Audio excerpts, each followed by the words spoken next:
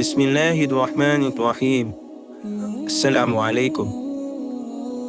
रसूलुल्लाह सल्लल्लाहु अलैहि वसल्लम ने जिस तरह माँ बाप पर औलाद के हुकूक और इस सिलसिले की उनकी जिम्मेदारियाँ बयान फरमाई, इसी तरह औलाद पर माँ बाप के हुकूक और उनके फ़राइज़ भी बतलाए हैं, बल्कि इसको आपने अपने तालीम और हिदायत में जुज़े ईमान का दर्जा दिया है।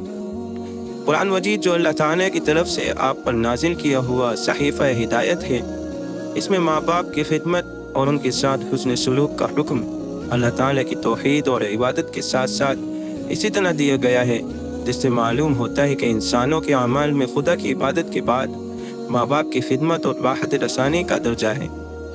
सूरह बनी इसराइल में इरशाद फरमाया गया है, वक़ज़ा रब्बुका अल्ला तअबुदू इल्ला इय्याह व बिल वालिदैनि इहसाना, और तुम्हारे रब का कतई हुक्म है कि सिर्फ उसी की इबादत और परस्तिश करो और माँ बाप के साथ अच्छे से अच्छा बर्ताव और उनकी खिदमत करो।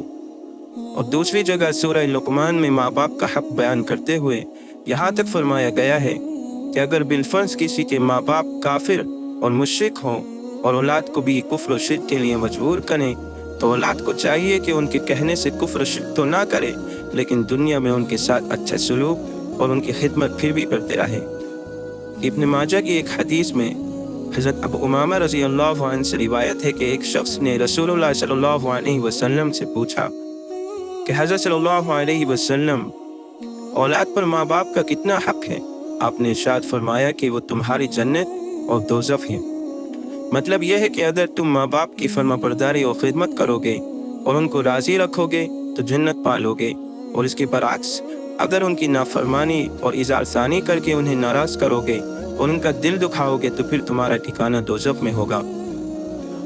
इसी तरह एक और हदीस में जो कि तिरमिज़ी की हदीस है, हज़रत अब्दुल्लाह बिन अम्र बिन आस रज़ियल्लाहु अन्हु से रिवायत है कि रसूलुल्लाह सल्लल्लाहु अलैहि वसल्लम ने फरमाया कि अल्लाह की रज़ामंदी वालिद की रज़ामंदी है और अल्लाह की नाराज़गी वालिद की नाराज़गी है।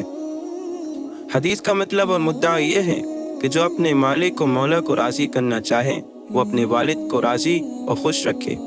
अल्लाह की रज़ा हासिल करने के लिए वालिद की रज़ा जोई शर्त है और वालिद की नाराज़गी का लाज़मी नतीजा अल्लाह की नाराज़गी है। लिहाजा जो कोई वालिद को नाराज़ करेगा वो रज़ा इलाही की दौलत से महरूम रहेगा। सही मुस्लिम की हदीस है, हज़रत अबू हुरैरा रज़ियल्लाहु अन्हु से रिवायत है कि रसूलुल्लाह सल्लल्लाहु अलैहि वसल्लम ने फरमाया, वो आदमी ज़लील हो, वो ख्वार हो, वो रुस्वा हो। अर्ज़ किया गया, या रसूलल्लाह कौन, यानी किसके बारे में इरशाद फरमाया गया है? आप सल्लल्लाहु अलैहि वसल्लम ने फरमाया, वो बदनसीब जो माँ बाप को या दोनों में से किसी एक ही को बुढ़ापे की हालत में पाए कि उनकी खिदमत और उनका दिल खुश करके जन्नत हासिल ना कर सके। हज़रत अबू उमामा रज़ियल्लाहु अन्हु की हदीस जो मैंने अभी बयान फरमाई, जिसमें फरमाया गया है कि माँ बाप तुम्हारी जन्नत और तुम्हारी दोज़ख है, यानी माँ बाप की खिदमत और राहत रसानी जन्नत हासिल करने का ख़ास वसीला है, और इसके बरअक्स उनकी नाफरमानी और इज़ारसानी आदमी को दोज़ख ही बना देती है। फिर ये भी ज़ाहिर है कि जब माँ बाप बुढ़ापे की उम्र को पहुँचकर बहुत कमज़ोर हो जाएं, तो इस वक्त वो खिदमत और राहत रसानी के ज़्यादा मोहताज होते हैं, और इस हालत में उनकी खिदमत अल्लाह ताला के नज़दीक निहायत महबूब और मकबूल अमल और जन्नत तक पहुँचने का सीधा ज़ीना है।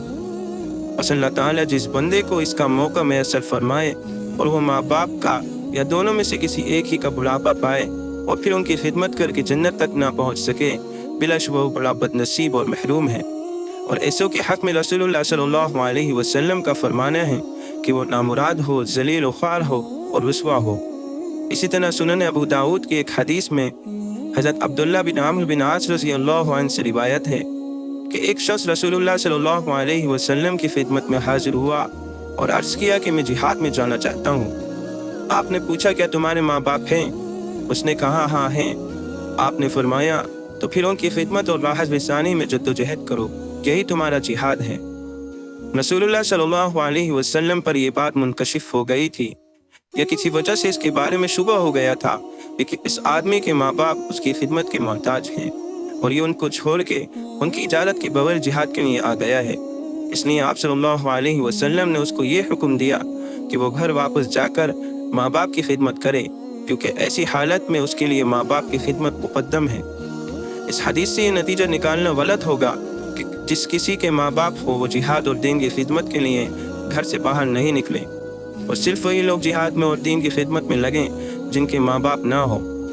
रसूलुल्लाह सल्लल्लाहु अलैहि वसल्लम के साथ जो सहाबा किराम रज़ियल्लाहु अलैहिम अजमाइन जिहाद करते थे, उनमें बड़ी तादाद उन्हीं की होती थी जिनके माँ बाप जिंदा होते थे।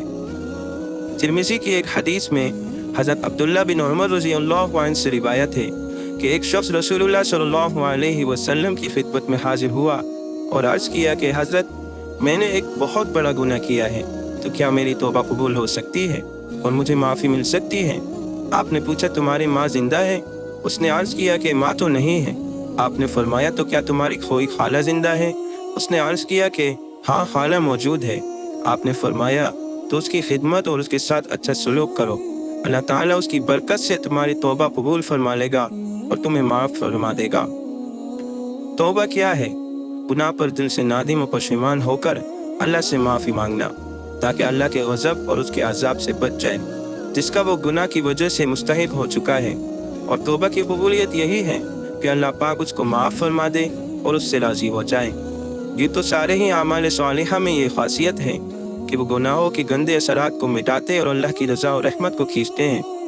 इन्नल हसनाति युज़हिबन सय्यिआत, लेकिन बाज़ आमाल सालिहा इस बारे में गैर मामूली इम्तियाज़ शान रखते हैं। इस हदीस से मालूम हुआ कि माँ बाप की खिदमत और इसी तरह खाला और नानी की खिदमत में इन्हीं आमाल में से हैं जिनकी बरकत से अल्लाह ताला बड़े बड़े गुनाहगारों और सियाहकारों की तौबा कबूल फरमा लेता है और उनसे राज़ी हो जाता है। तो दोस्तों, इन सब हदीसों और उनकी तशरीहात से मालूम हो जाता है कि माँ बाप की खिदमत इंसान की जन्नत का ज़रिया है और उनकी नाफरमानी इंसान को दोज़ख तक ले जाती है। तो अल्लाह ताला से दुआ है कि वो हम सब को अपने वालिदैन की खिदमत करने वाला बनाए। दोस्तों, उम्मीद है कि आपको मेरी बात समझ में आई होगी और आपको ये वीडियो भी पसंद आई होगी। अगर आपको ये वीडियो पसंद आई तो इसको लाइक और शेयर करें और मेरे चैनल को ज़रूर सब्सक्राइब करें ताकि इसी तरीके की और वीडियोस आप तक सबसे पहले पहुँचें। अस्सलामु अलैकुम व रहमतुल्लाहि व बरकातुहू।